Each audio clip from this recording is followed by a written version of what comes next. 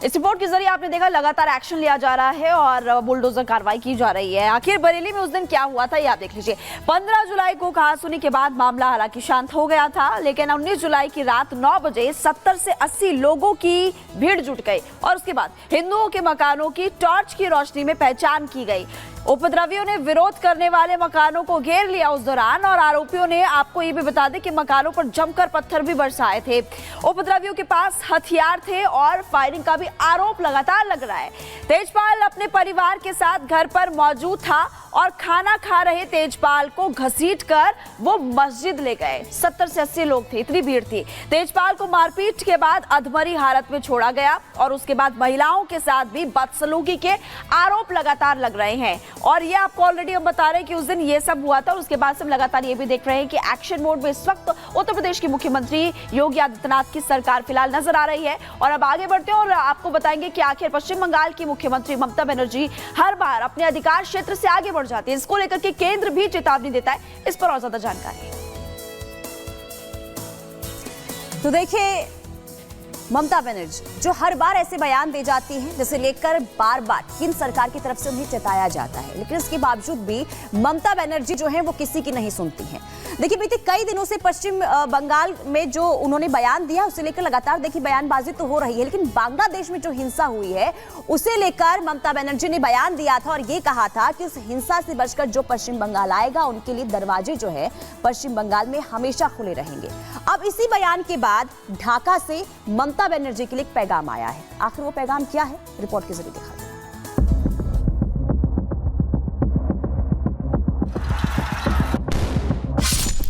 लगातार अपने तल्ख तेवरों, चौंकाने वाले फैसलों और बयानों से सुर्खियों में रहने वाली ममता बनर्जी के लिए बंगाल के मुख्यमंत्री होने के साथ साथ ये दूसरी पहचान है।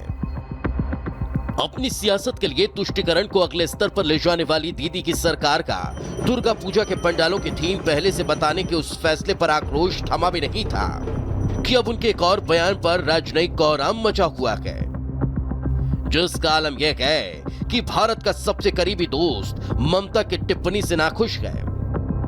पहले की हिंसा की आग से अस्थिरता और अफरा तफरी से उबर रहा बांग्लादेश ममता के बयान पर सख्त ऐतराज जता रहा है, जिसे उनके अपने आंतरिक मामलों में दखल अंदाजी माना। ममता का बयान, दिल्ली से ढाका तक सवाल। शरणार्थियों को शरण की बात, बांग्लादेश नाराज।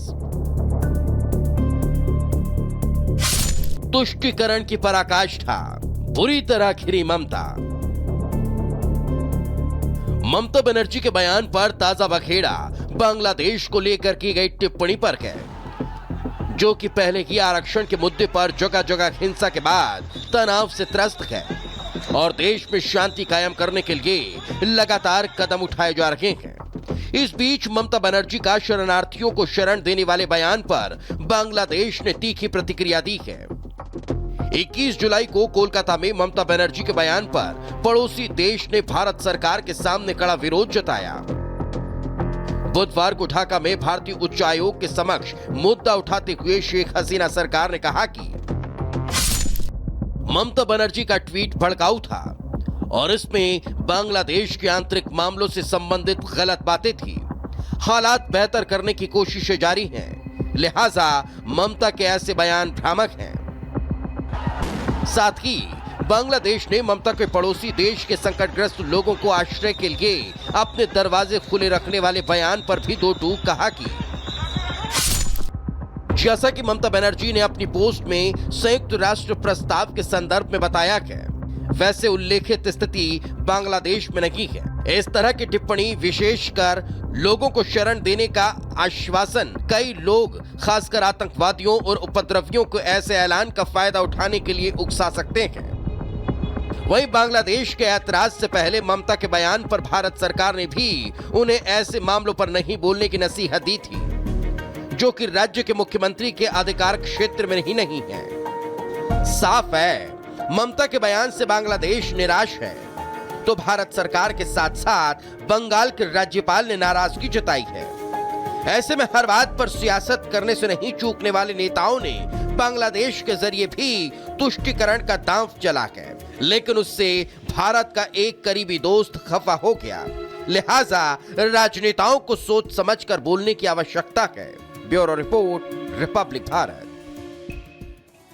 देखिए, सीएम ममता बनर्जी ने टिप्पणी की और अब लगातार बांग्लादेश विरोध दर्ज कर रहा है और सीएम ममता बनर्जी की इस टिप्पणी को लेकर के उन्होंने अपनी कड़ी आपत्ति फिलहाल दर्ज कराई है। और ज्यादा जानकारी आपको ग्राफिक्स के जरिए हम देंगे। और देखिए, लगातार आपको बता रहे हैं कि ढाका की तरफ से कैसे चाटा दिया गया। सीएम ममता बनर्जी के बयान पर बांग्लादेश ने आपत्ति जताई है। ममता बनर्जी ने बयान दिया था बांग्लादेशियों को लेकर के, शरण को लेकर के। बांग्लादेश सरकार ने केंद्र सरकार को अब चिट्ठी भेजी है। रिपोर्ट के जरिए आपको बता भी रहे थे और लिखा है चिट्ठी में कि सीएम ममता बनर्जी की जो टिप्पणी है वो भ्रम पैदा करने वाली है। ममता ने बांग्लादेश हिंसा पर दरअसल बयान दिया था और कहा था कि बांग्लादेशियों के लिए पश्चिम बंगाल का दरवाजा खुला है। अब ममता के बयान पर केंद्र सरकार ने भी विरोध जताया और ममता ने संयुक्त राष्ट्र के प्रस्ताव का भी हवाला इस दौरान दिया था। और अब बांग्लादेश सरकार ने भी आपत्ति आप जता दी, केंद्र को चिट्ठी लिखी है। और डिप्लोमेसी पॉलिसी पर भारी ममता का बड़बोलापन फिलहाल यहाँ पर नजर आ रहा है, क्योंकि ममता बनर्जी बयान देती है और उसके बाद से बांग्लादेश विरोध दर्ज करते हुए नजर आता है। ये पूरा मामला हमने आपको बताया। फिलहाल अब रुक करते हैं 2 मिनट में भारत का।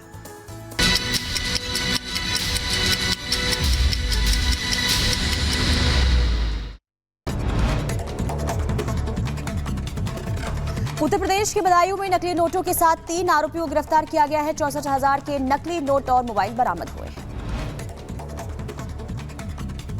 और इधर आपको बता दें कि उत्तर प्रदेश के सीतापुर में शराब के नशे में प्रिंसिपल पहुंचा स्कूल, आंगनवाड़ी कार्यकर्ताओं और बच्चों के साथ मारपीट हुई। यूपी के कुशीनगर में गंडक नदी में 6 मछुआरे बहे। रेस्क्यू कर 3 मछुआरों को बचाया गया और नदी में मछली पकड़ने के लिए मछुआरे गए थे। यूपी के चंदौली में बस हादसे में घायल शिक्षिका और ड्राइवर की हालत गंभीर है। वाराणसी रेफर किया गया। उत्तर प्रदेश के बहराइच में हाई टेंशन लाइन की चपेट में आने से युवक की मौत हो गई और पेड़ की छटाई पर युवक कर रहा था, जिस दौरान ये बड़ा हादसा हुआ। उत्तर प्रदेश के मुजफ्फरनगर में स्कूटी सवार महिला ने कांवड़ियों को टक्कर मार दी है। घायल कांवड़ियों को अस्पताल में भर्ती कराया गया है।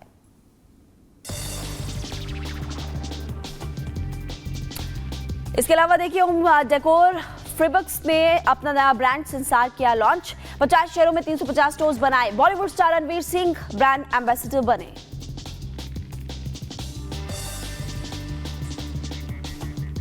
उत्तर प्रदेश के शाहजहांपुर से सिविल लाइन में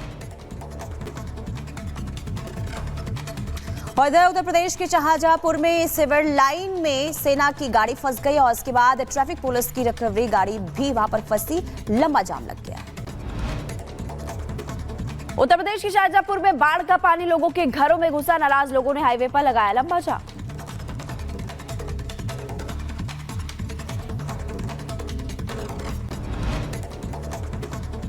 उत्तर प्रदेश में कांवड़ियों की सुविधा के लिए सेवा ऐप लॉन्च किया गया है और इससे अब जो कांवड़ी है उनकी पूरी जानकारी मिलेगी। यूपी के गाजियाबाद में कांवड़ियों के लिए लगाए गए 25 स्वास्थ्य शिविर और करीब 200 डॉक्टर्स तैनात किए गए।